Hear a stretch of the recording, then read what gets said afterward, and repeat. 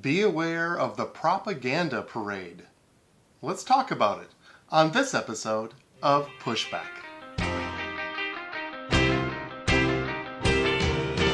Go, go, go, Johnny, go, go, go, Johnny, go, go, go, Johnny, go, go. If you're concerned about the direction our culture is heading, then maybe it's time to push back.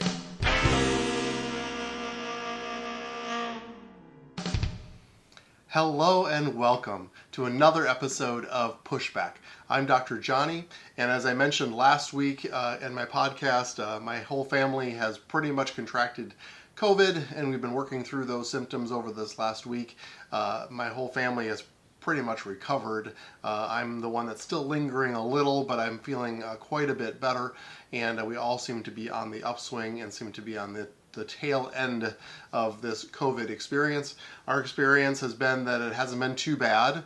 I wouldn't want to go through it again, and I'm glad that it's almost over. But overall, I would describe it as mild to moderate, and I think all of us seem to be doing well in getting past this without too much problems. So I'm thankful for that. Thank you for your prayers and your support in regards to that. My voice is a little gravelly, and so I'm going to do the best I can to get through this podcast because I always look forward to these to such a great deal. So let's talk about a little bit of some feedback that I got over the last couple weeks, because there is this vaccine that's on the horizon, and my last podcast was the facts about the vax, and I encourage you to listen to those as well as to my previous installments and episodes about the vaccine, because it's coming soon, and I want you and your family to be able to make an informed decision.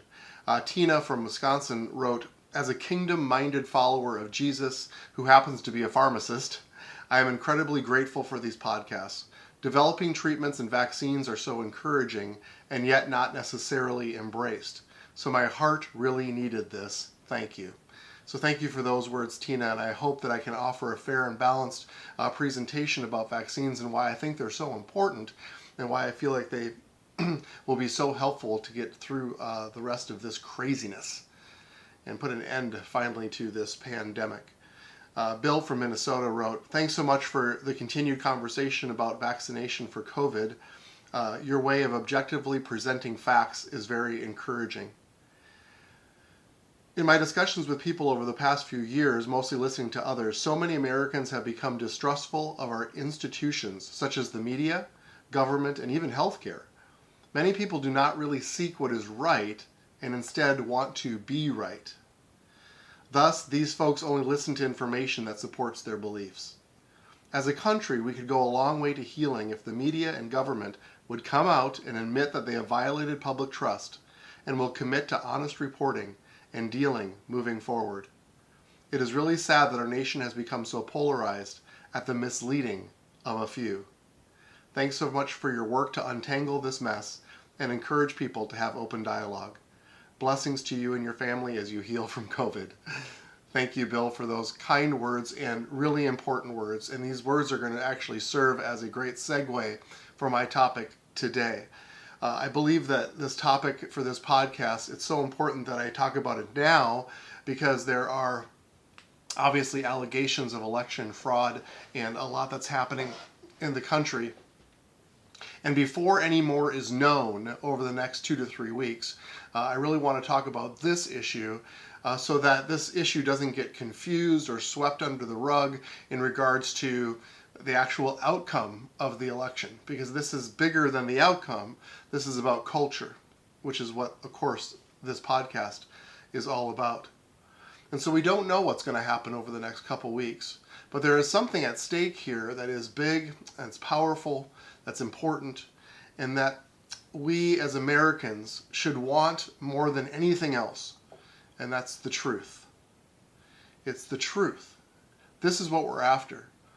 And whether you're a Biden supporter or a Trump supporter or whether you voted for, or whoever you voted for, what we really should want, and what all Americans should want, is the truth. My 12-year-old son. The other day I heard him over talking with my wife regarding one of his school lessons, and he was talking about the Bible verse, you shall know the truth and the truth shall make you free.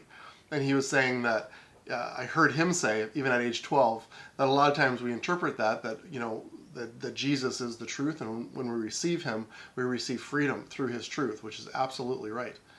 But he also said that when people are living in lies, that when we receive truth, it actually sets them free as well. That the chains actually come off, that untruth and the lies that we live in and the lies that we believe actually shackle us, and that we can be set free from those chains by truth. Nicely said, Silas, and I happen to agree with you 100%. So that's what both sides should want. Now, I'm not saying one side is the truth and one side is the lie. What I'm saying is that both sides should embrace and should move towards truth. What I would like to see happen is for candidate Joe Biden to respond to the American people. Yes, let's turn over every stone. I have absolutely nothing to hide. I want the truth to come out. I do not want to win a presidency if there is fraud or corruption or any other reason why I would have won. I think that's the unifying message that Americans should look for. Now, I know that there's angst over maybe Trump having sour grapes, that he lost and should just move on. But this is critical to the heart of American people, that we want truth. We want to know what happened. There are enough, I think we can maybe agree on this, there are enough irregularities about election night and the few days that followed that I think it's worth asking questions and turning over every stone to make sure that this election was legit. It's the heartbeat of democracy. It's the heartbeat of the republic that we have a representative government and that my vote matters. And what I mean by my vote matters, not only was it counted, but it wasn't diluted by extra votes that could possibly have been given. I think that William Shakespeare from the play Hamlet said, "The lady dost protest too much, methinks."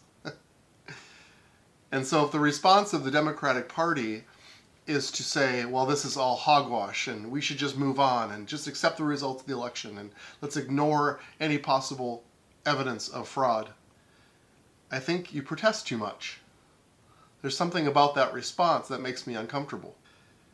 So here's Trump's legal team, and they came out this week with a press conference, and they have inferred that they have piles of evidence of voter fraud. Now, that doesn't mean that the evidence they have is right or accurate or important, but it is evidence. And they have signed affidavits of those who have witnessed and participated in voter fraud. Now, the response by the media mostly has been just to simply dismiss that nugget of information. Or, more often than not, decided to simply not cover it. Now, last week, Rudy Giuliani and his team released a press conference, and they made it very clear in the press conference that they weren't calling this to give evidence, but to give, quote unquote, an opening statement to the American public about what they have. And they addressed very specifically to the press that was present in the room that this isn't evidence that can be released to the press because it is court evidence. And those that have signed affidavits have not given permission to release their personal and private information. But that they were going to give an opening statement that they have evidence, and some of it is researchable by the press if they would desire to pursue it. And they responded very specifically to the press writing consistently that there is no evidence. And they said, how can you say there is no evidence when we're saying right before you, and they held up the papers, that we have evidence. Now you can decide that this evidence isn't true. You can decide the evidence isn't accurate. but it is evidence. And at the very, very least, it's news. It's news. Now, many in the press has expressed frustration that no evidence has been presented to them. Now, because they didn't present evidence specifically to the press, does not mean it's not evidence. Now, the question is, why would the Trump legal team give evidence to the press? Who is the press? Well, I've looked into this very, very carefully in preparation for this podcast because I think this is such an important definition of what we are dealing with. I think words help define what the real issues are here that is happening in America currently. So, what is a journalist?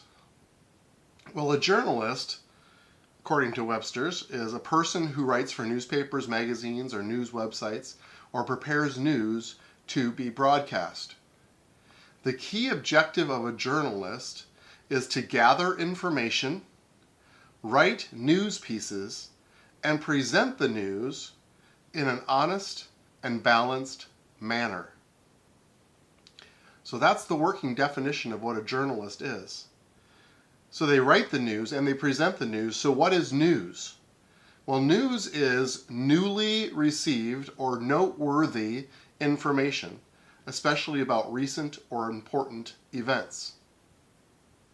Well, I think our election is fairly important. I say that a little bit sarcastically. I think it's quite important.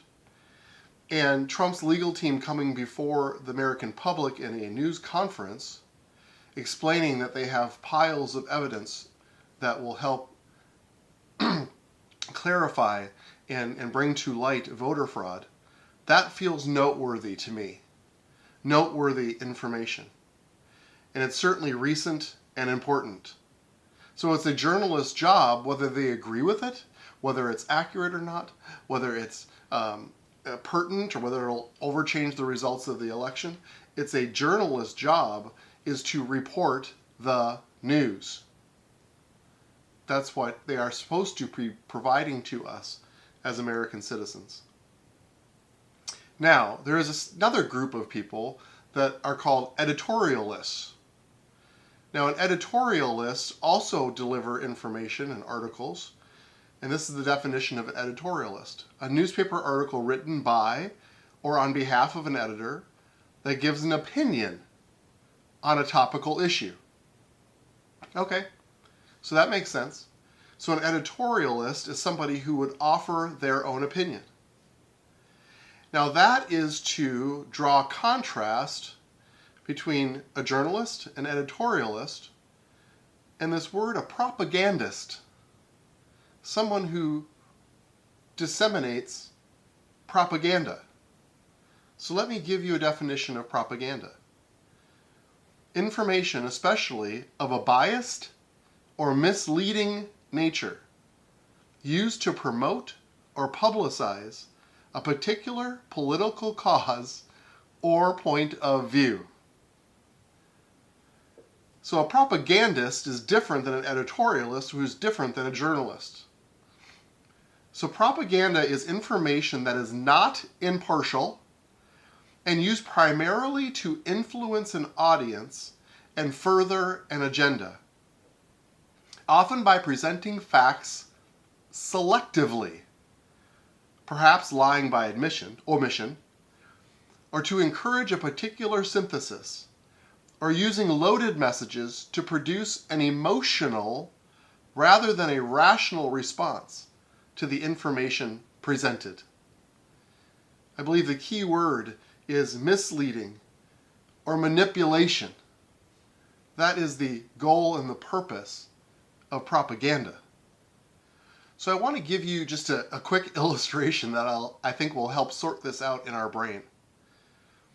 So a journalist could say, Dr. Jonny was quoted to say, Joe Biden is an alien from Mars.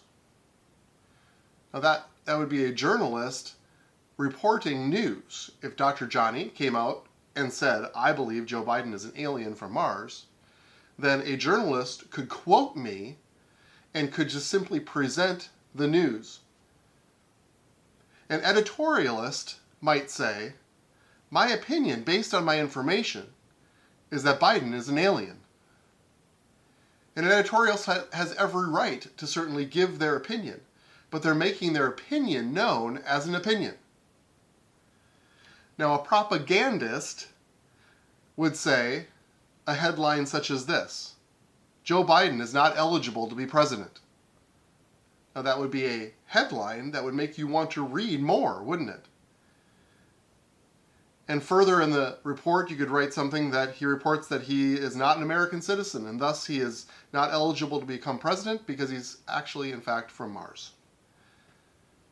So do you see the difference between what a journalist would say, what an editorialist would say, and what a propagandist would say?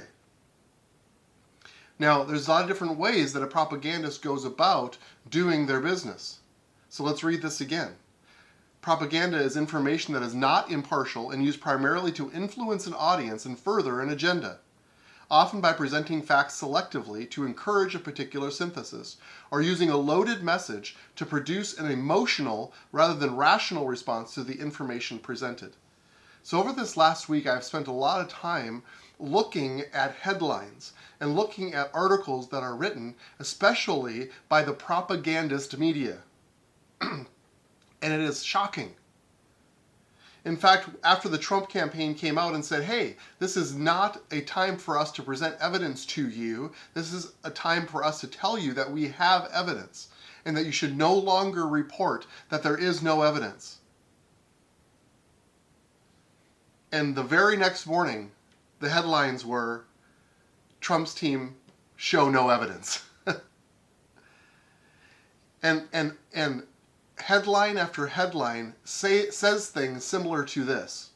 The way Trump is handling this is an embarrassment to America. Chaos in the Trump team. Dundering, blundering. These are words that people use to produce an emotional rather than rational response to the information presented.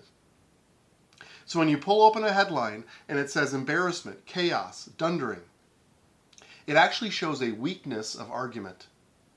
In my podcast, Which Comes First, Honor or Anger, this is one that I did right at the very beginning of releasing my podcast. I explained that when people do personal assaults and attacks, it's usually a sign of weakness, a weakness of argument.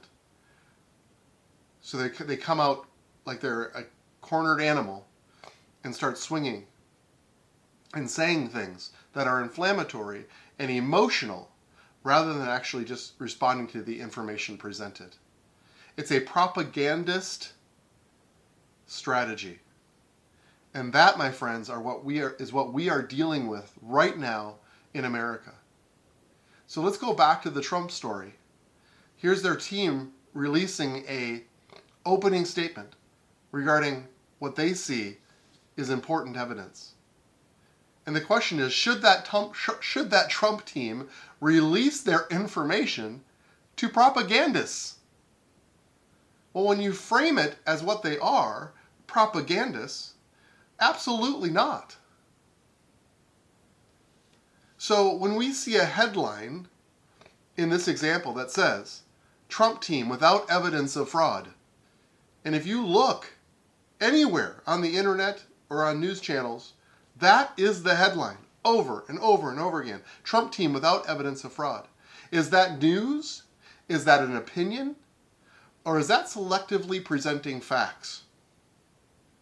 Because that's the difference between a journalist, an editorialist, and a propagandist. Not showing evidence is not the same as not having evidence. I'm not a journalist, and yet I know the difference.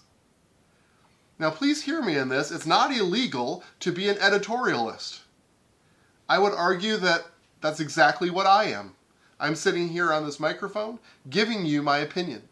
And I've made that very clear since I started this podcast, that this is Dr. Jonny's opinion, and I invite other people to give their opinions.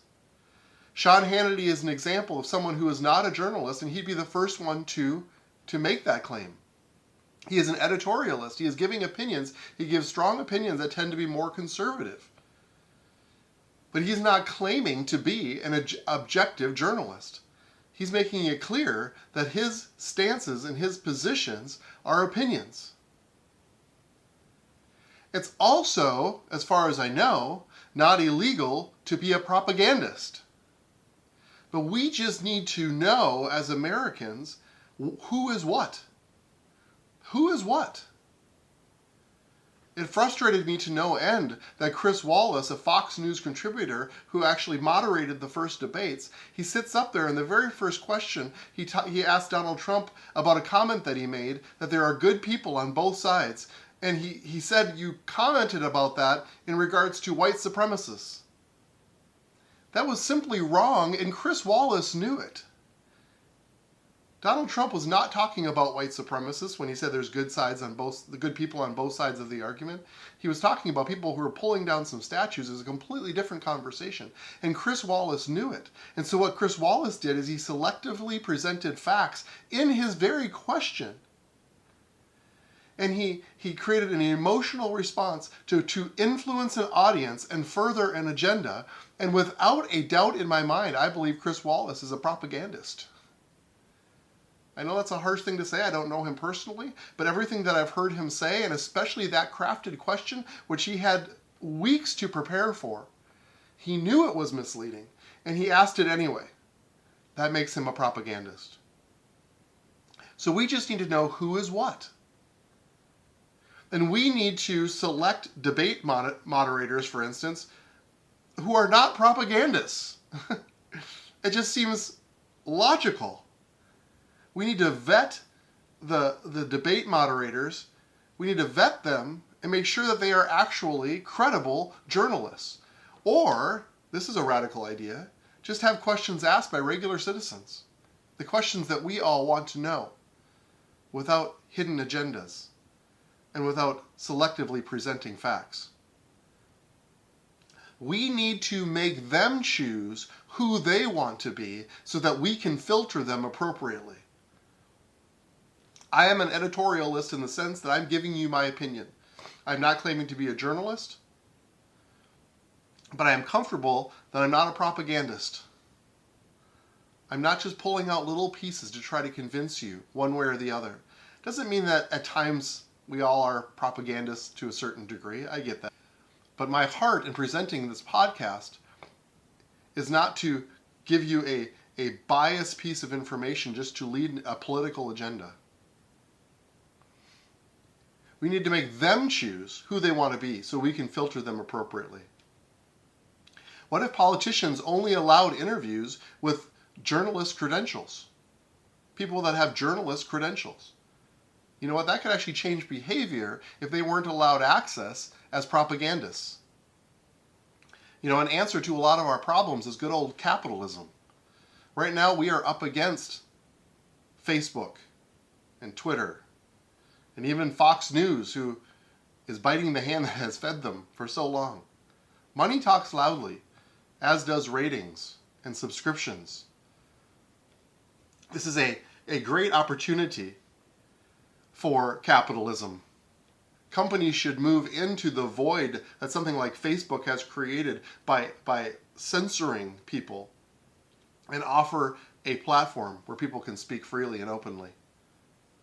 There are 70 million people who have voted for Trump who feel disenfranchised right now, who are angry, that would connect to a media source that would allow a free exchange of ideas, and that would give news that's actually has journalistic integrity.